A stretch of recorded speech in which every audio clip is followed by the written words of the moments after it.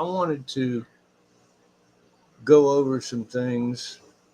Uh, I'm going to periodically put some videos up to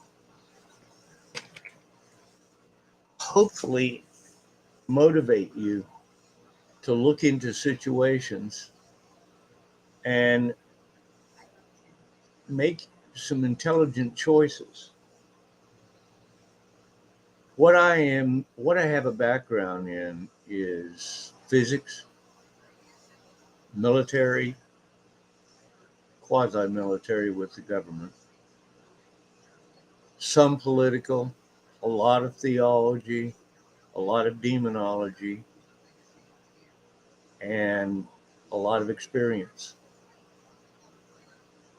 Uh, I'd like to pass that experience on, and I will really screw up a lot of the games going on. I despise game runners. I despise frauds and game runners. I despise whores. Not, I'm not talking about female whores per se. I'm talking about whores of a spiritual nature.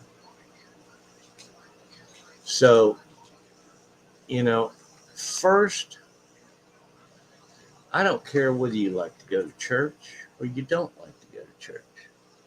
Frankly, I don't. There's probably less than 1% of the churches in the United States, or maybe the world, and especially the damned evangelists. They're just not worth even listening to for the most part. You can listen to them to get some education in the scripture, but don't get into their mess of sending those idiots money. The Catholic Church is a pagan organization. The Church of Christ is a hillbilly hell. Nobody goes there except that I'm aware of in any of the churches of Christ, except for the white country class that wants to complain and hate and anything else. They are a sick and twisted mess in the hills of West Virginia, Tennessee, Kentucky, and all that through Appalachia. They are a sick mess, and I don't know how they've done in some of the more civilized areas like the hills in North Carolina and stuff. But they preach one thing and they do another, so they're a reprobate. Uh, God says all through the Bible, it's not to speak. Satan can be the best minister that you could ever ask for in teaching Scripture. He knows every word of it, and he knows everything that went on, and every meaning of everything. But he ain't going to do it. You're going to have to accept the fact that Satan is a living being. I have seen them. I have seen them in physical form. I did paranormal activity investigations for 20 years.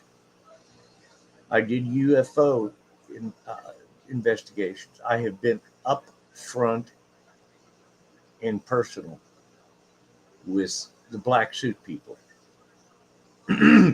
That was one of the people that I kind of supervised and for 10 years in D.C.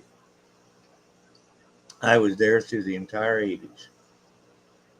I had a consulting firm of my own that they contracted with, and that being because the Freedom of Information Act cannot be extended to contracts with private individuals or private firms. So they contract with private individuals to make sure that the Freedom of Information Act can't be extended to find out about those contracts or find out about those activities. The most secret things in the United States are normally done that way. Either that or they're put under diplomatic situations, which are not subject to make basically any review. Anyhow, the alien situation is real, in my opinion. In my opinion. And from what information I have, these are leftovers from the fallen angels and those cultures that were developed by the fallen angels that date back at least 500,000 years. If you look through the Sumerian records that they're now deciphering, and hundreds of jars with the writings all on the jars, the cylinders, as they call them, you will find that their history is extremely accurate. They were like court reporters. They watched and they wrote about everything they saw. The Epic of Gilgamesh is a prose or a poetry, but it has a lot of good things in it. It has a lot of information in it, but the Sumerian goes way further. They talk about a civilization that was enslaved to do mining for monatomic gold. And everybody, what's so important about that?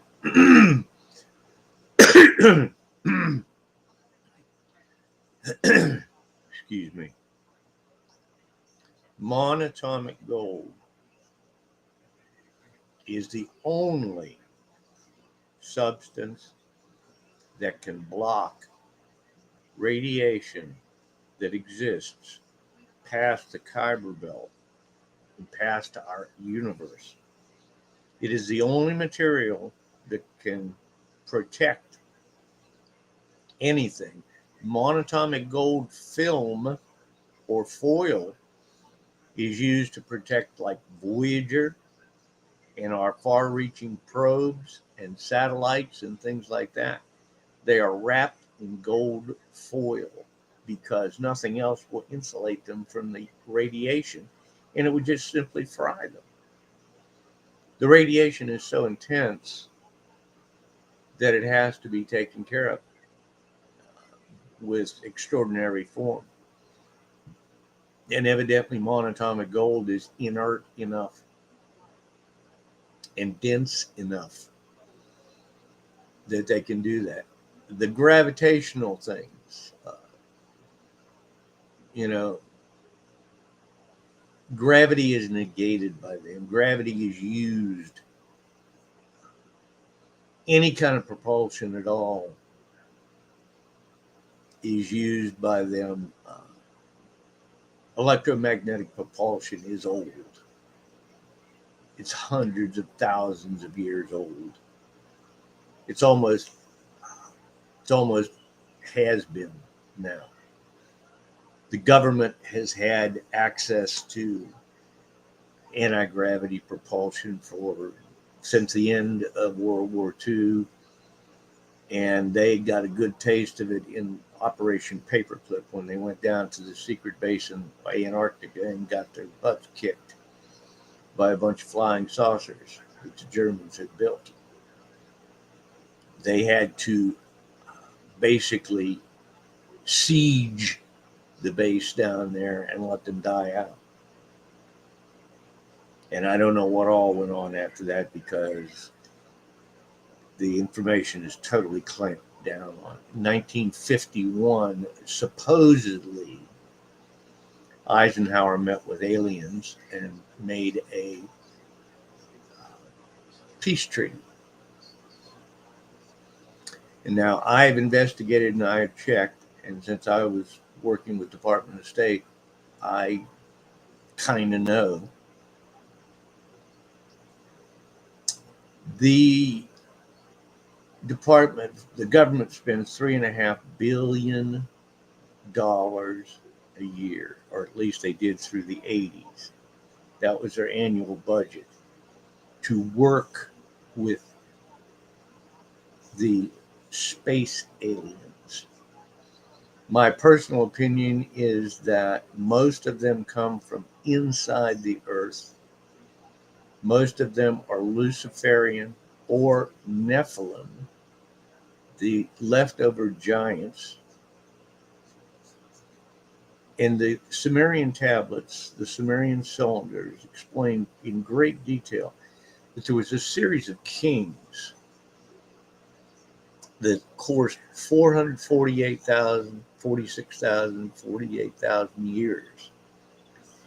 These kings lived, like 30 and 40,000 years each. There were only 8 kings, and 446,000 divided by 8 is an average of 55,000 years each. Well, maybe there was more than that. Maybe there were more kings. Maybe their dynasties started later. But that civilization is recorded and has recorded a history of 446,000 years, I think it is. They have recorded history of 8 kings spanning almost that time. And they have detailed records on each king. Strangely enough, when they talk about these kings, it lines up so closely with the Bible's description of certain demonic gods and modern day description of demons. And they came to Earth on islands in the sky, gigantic spacecraft. And they would fight over territories. And if any of the kings or if any of the nobility parts were ever injured, really injured, or when they started to really grow old, a shaman type, a high priest type named Toth, Azog Toth, Toth, would accompany them into the earth, to be healed. And they would come out young, healthy, and ready to go again for another 300 or 400 years. And they were superior. Many of them were much bigger than humans. Their technology was incredible. But they had enslaved most all of Africa. And there is a huge volcanic vent that was prehistoric in Africa that brought monatomic gold. There are mines in Africa that go down 22,000 feet. No evidence of any ventilation, no evidence of any electricity, except for the fact that the stories, the accounts say they made their own light. They didn't need it. It's like the Egyptians. On the sides of the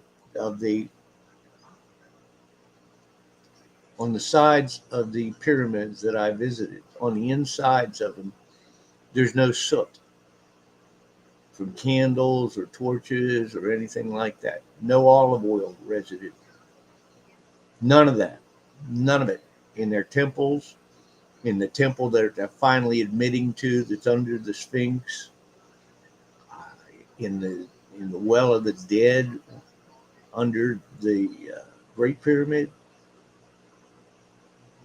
in all of the things in Memphis, all of those temples, the Valley of the Kings, there's no visible soot. But what they show is them holding up a tube with a squiggly line in it, and illustrations of light coming from it. That is what they show everywhere in their hieroglyphics. When they show a ritual, they show a man with a tube and light for it. Sorry, allergies are really bothering me today. And the fact that with this nose, it's been broken so many times, fighting karate and things like that. I fought karate for about 11 years. Yeah, 4 years actively. Studied for about 11 years. But I got into enough early fights that I really needed. I needed to study something to keep me alive. The truth of all this is the government has known about this for years and years and years. It's even rumored, rumored, and there's been some exposure on the internet that they found a Stargate ring in Egypt, just like the program. Now, bear in mind, CIA, NSA, Defense Intelligence, all those acronyms, they use movies, they use TV, and they use internet to leak information to you. To leak information to you in little bits, because there's a law that you can't lie to the public. A government official is not permitted to lie to the public. That's why you can't get an answer out of a lot of them, because they lie, and they know they aren't allowed to. They know they can be removed from office for lying to the American public. So they leak things through the media, through movies, through that, and they say, well, we released the information. We did. Millions of people saw it. You don't quite catch on to the fact that they just showed you something that's true. DeForest Kelley, before he died, that's Bones from the original Star Trek. DeForest Kelley was invited to Lawrence Livermore Laboratories a couple of years before he died. They showed him their version of the transporter. They beamed a lump of carbon from pad to pad about 100 yards. In an interview, he said, I can die a happy man now because I've seen everything of the Starship Enterprise. He said, I've been invited and invited and invited to different places all over the United States, and they've shown me every last super thing that we had on the Enterprise. And you've seen 3D copiers. Well, if they had a computer that could understand how to do food, you could have food. And they're working on it. You'll be able to have food. 3D food. They can adjust molecules. They can adjust a lot of things. I studied I took a course at Cambridge University in England on radionics. It's the manipulation of energy and matter by use of harmonics. And you know, through all these ancient civilizations and the Jews and everybody else, they always chanted, they always sung their songs. They always used harmonics. And the laws of sympathetic vibration say you throw a rock in a pool, it just goes out and out and out and out till it dissipates. But if you throw a rock and you throw a rock and you throw a rock to where this overlaps and overlaps and overlaps, it will start rocking the whole pond. And it will slush it. It was in military, you have to break the cadence, the regular step of military troops going across a bridge because it will get it started swaying and potentially collapse it. Laws of sympathetic vibration, and they can rearrange energy and matter. There's a video on the internet right now showing an experiment done where you put sand on a pad and affect it with different harmonics. It rearranges itself, but it's rearranging itself with no contact, spontaneously doing it. And it is a signature of a certain thing when it does, a certain wavelength. And all this is known to the Luciferian people, the Illuminati. They know all about this. The Luciferians and Lucifer's crowd of the fallen angels and the giants, they all knew about this.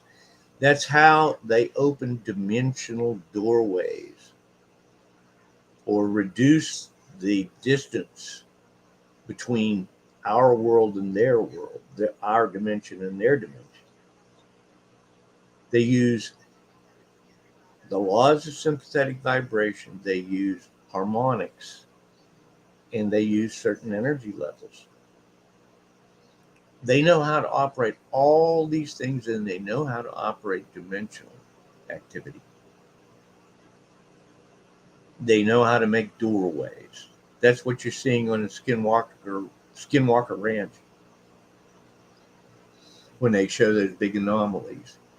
That's the leftover signature of a dimensional doorway, potentially. I've never had the privilege of studying that on site, but, you know, maybe that will happen.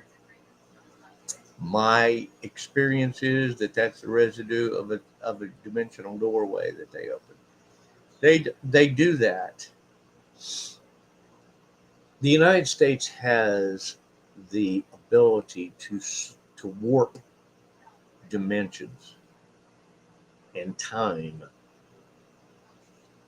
They project a field in front of a craft that is so intense, certain wavelengths, certain harmonics, that and a certain vibrations. They've been experimenting with this for at least 100 years, since mid-World War II, maybe early World War II. They have clear understanding of how to use it. And, you know, in Malibu or Point Mugo, California, there seems to be, and I started to mention this earlier,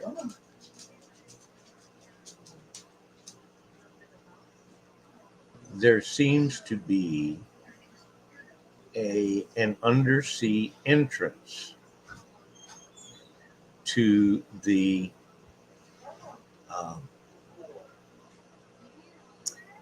underworld. There is one supposedly in Nevada, Utah area, the Grand Canyon area, where the aliens come and go. The Indians out there say they came from within the earth originally. That's why they're not like other humans. Physiologically, emotionally, intellectually, and DNA, they are not. A friend of mine, an acquaintance, studied this at San Francisco State University, a DNA mapping project that the government had partially funded. And she mapped every sort of DNA that she could get, anything, hundreds of different kinds of samples. And she thought she was going to prove the 12 tribes. Well, I told her early on it was not going to work because it was way bigger than that. And she found out it was. And then her whole lab just disappeared like that. She said she was finished and she had an entire database of it. And they were just gone one morning.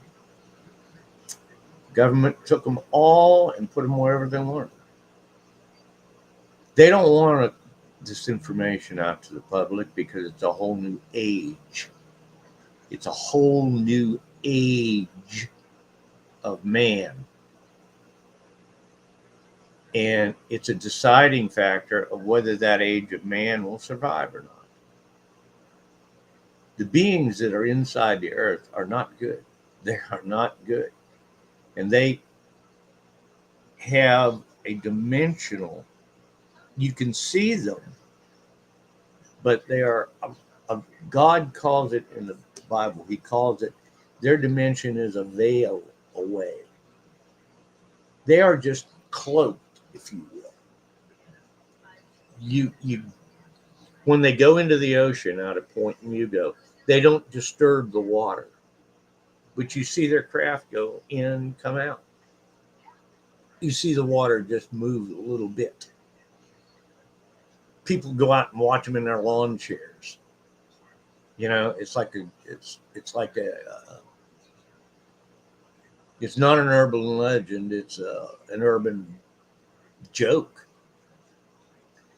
Same things go on at Andros Island in the Bahamas.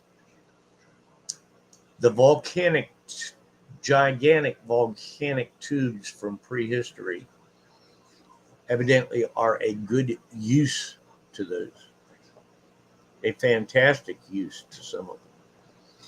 And you know that things like the Google showing the temple entrance off of Point Mugo, California, Coronado, or I'll remember in a minute. Sorry. This has gone on in plain sight all over. It's the people are pushed by what's called a Hegelian dialectic. A Hegelian dialectic is something that causes so much chaos and so much mess over here that you don't look at what's going on over there because you're scared to look away because you'll get out of control over here.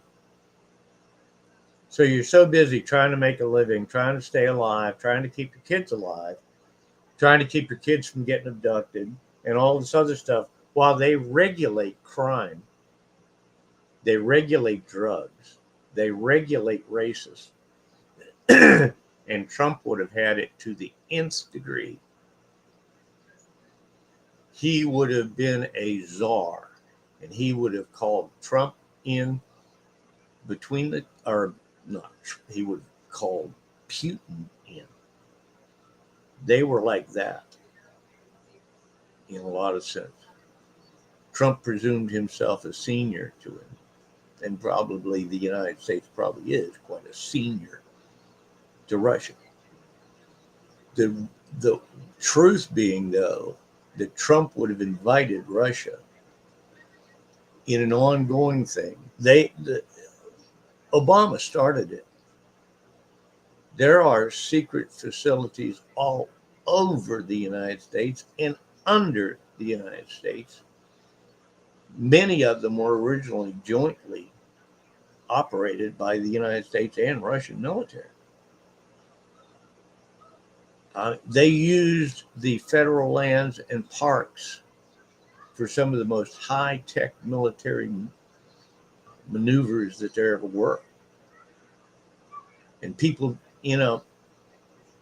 to this day, especially ones with cameras, disappear like that in a federal park. They disappear like that in federal lands, federal parks. Poof, gone. And it's all based on this thing that they can open a dimensional doorway, snatch the person across, they're cloaked, they go on and do whatever they want to. And they come back out wherever they want to. And what's the What is the evidence? Jesus talked about it. You know, one of Jesus's miracles when they wanted to kill him, he went, he was there in front of the crowd. He took a step and he was on the other side of the crowd. Simple explanation, he stepped out of our realm and then stepped back in.